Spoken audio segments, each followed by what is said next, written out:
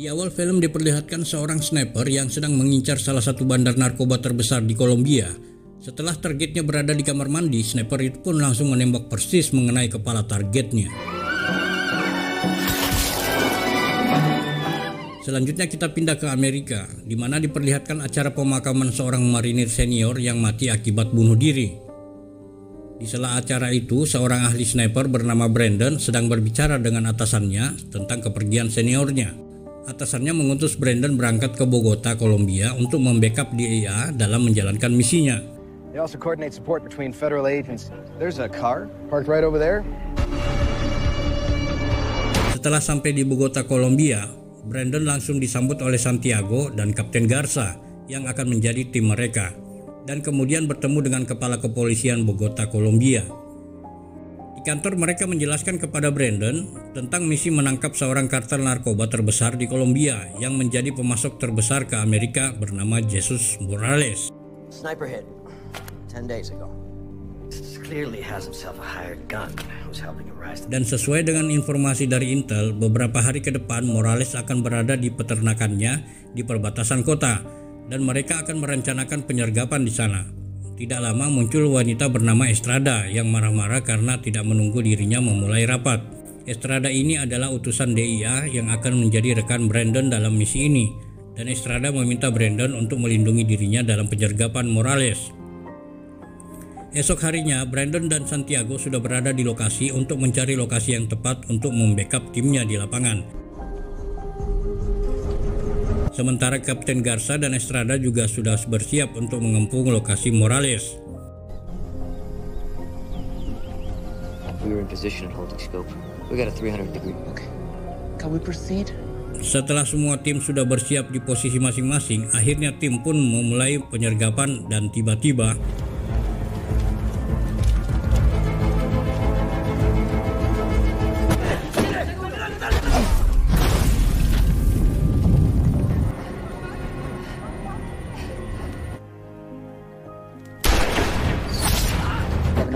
Right at the tree line.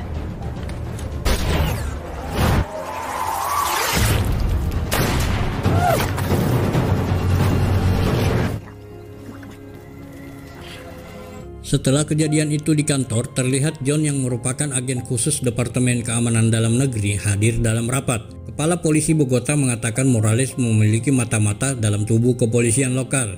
Sementara John mengatakan sniper itu adalah seorang yang profesional dan dirinya sedang mengincar Estrada.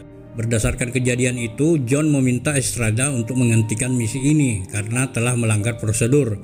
Tetapi Estrada tetap pada pendiriannya dan tetap meneruskan misi ini. Sementara Brandon meminta waktu 48 jam untuk mengungkap misi ini.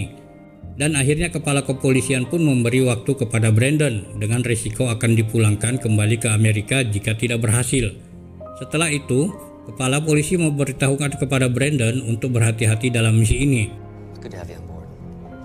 Scene berpindah ke rumah aman DEA, di mana Brandon dan timnya akan bermarkas di sini selama misi berlangsung. Kemudian Brandon menyuruh Santiago untuk mengecek semua wilayah di sekitarnya untuk memastikan mereka aman. Sementara di tempat berbeda, Diablo mendapatkan informasi dari mata-matanya mengenai keberadaan sniper Brandon dan Estrada di rumah aman DEA. Kemudian kita diperlihatkan Estrada yang sedang berbicara dengan Brandon di rumah aman DEA. Di sana Estrada mengatakan bahwa dia tidak peduli dengan sniper itu, dia hanya butuh Morales. Namun Brandon mengatakan jika Estrada begitu akan banyak korban yang jatuh. Setelah perbincangan itu, Estrada menemui informannya yaitu Pendeta Carlos untuk meminta informasi Morales. Namun Carlos meminta Estrada agar berhenti mengejar Morales karena Morales dilindungi oleh Diablo, sniper yang sangat mematikan. Namun Estrada bersikeras untuk menangkap Morales dan akhirnya Carlos pun bersedia memberikan informasi kepada Estrada. Sementara di rumah aman DEA, Brandon yang mendapatkan informasi dari Santiago yang sedang memeriksa sekitaran markas. Setelah menerima titik koordinat tersebut, Brandon pun langsung menembak Diablo.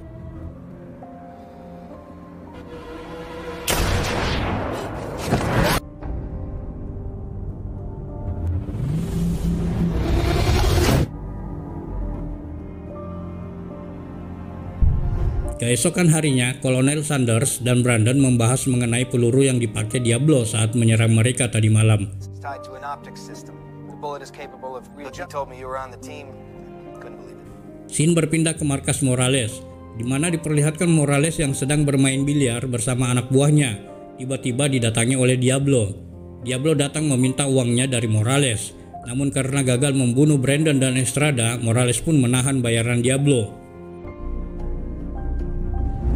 Sementara di tempat berbeda, saat Estrada dan Brandon dalam perjalanan, Estrada mendapatkan info dari Carlos keberadaan Diablo yang sedang berada di rumah pacarnya. Diablo's got a girl he visits. Tidak lama setelah itu, tiba-tiba Just Morales.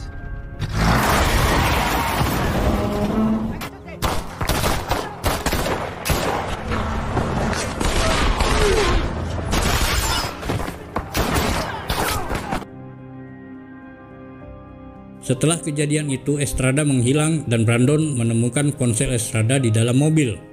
Ternyata Estrada sedang mendatangi tempat pacar Diablo, dan saat Estrada mengetuk pintu rumah pacar Diablo, tiba-tiba anak buah Morales mencegat mereka.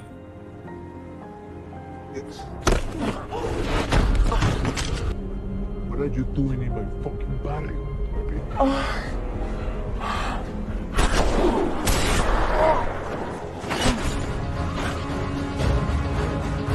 You made a big mistake coming here.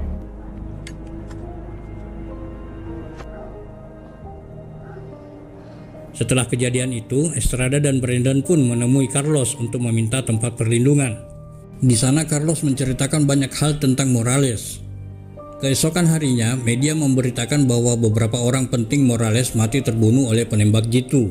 Bankir Morales tewas di meja kerjanya, Miguel si penyiksa juga terbunuh, dan Johnny sendiri dibunuh Brandon ketika hendak membunuh seorang pria tua.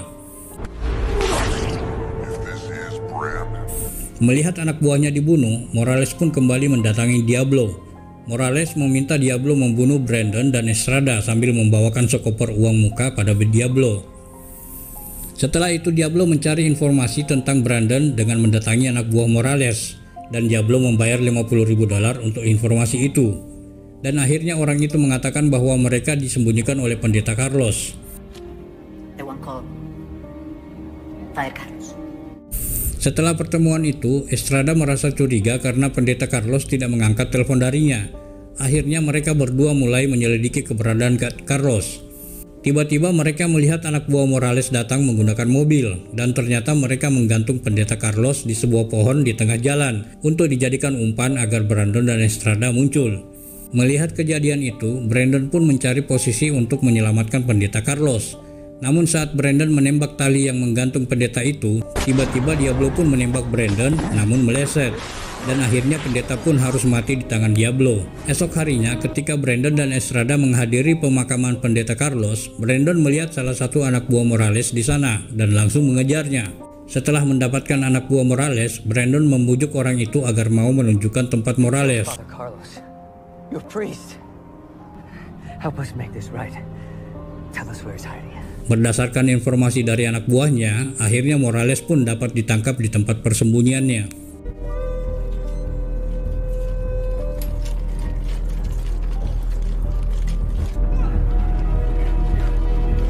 Finally made a mistake. You killed the priest. Besides you, what is El Diablo? Kemudian agen John meminta agar Morales dibawa ke Miami untuk diadili di sana. I'll see you two in Miami. Scene berpindah ke bandara Miami, di mana terlihat Diablo yang baru saja sampai di Miami menggunakan paspor bernama Gracia. Miami, Mr. Garcia. Sementara itu di lapangan udara alternatif Florida, terlihat Morales yang baru turun dari helikopter yang mendapat pengawalan penuh dari DIA. Di sana Brandon, Estrada, dan Kolonel juga sudah menanti mereka untuk dibawa ke pengadilan Miami. Di tempat berbeda, Diablo mempersiapkan senjatanya dan menuju ke suatu tempat untuk melakukan tugasnya. Sementara itu, Brandon dan tim sedang menyusun rencana untuk mengawal Morales ke pengadilan karena dikhawatirkan Diablo akan menghadang mereka. Setelah mengatur rencana, Brandon pun mencari posisi untuk mengawasi Diablo. Brandon juga mengatakan kepada John bahwa konvoi pertama adalah sebagai umpan dan Morales akan dibawa menggunakan mobil van. Setelah semua siap, konvoi pun mulai dijalankan dan ternyata anak buah Morales juga sudah bersiap-siap untuk menghadang mereka. Sementara Diablo yang sudah bersiap-siap mendapat pesan dari seseorang sehingga Diablo pun melewati konvoi itu. Setelah konvoi lewat, mobil van putih pun terlihat mulai keluar dari markas. Dan di saat yang sama, anak buah Morales pun segera bergerak dan Diablo pun menembak van putih itu.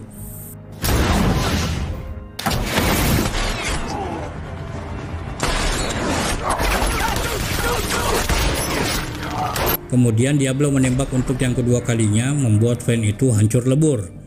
Di saat itu juga Brandon berhasil menemukan posisi Diablo dan langsung membalas tembakan. Target down. Dan ternyata Morales berada di barisan konvoi pertama. Di akhir film diperlihatkan agen John yang ketahuan menjadi mata-mata Morales selama ini, dan akhirnya agen John pun kena bogem dari Estrada. Dan film pun berakhir. So long, Bob.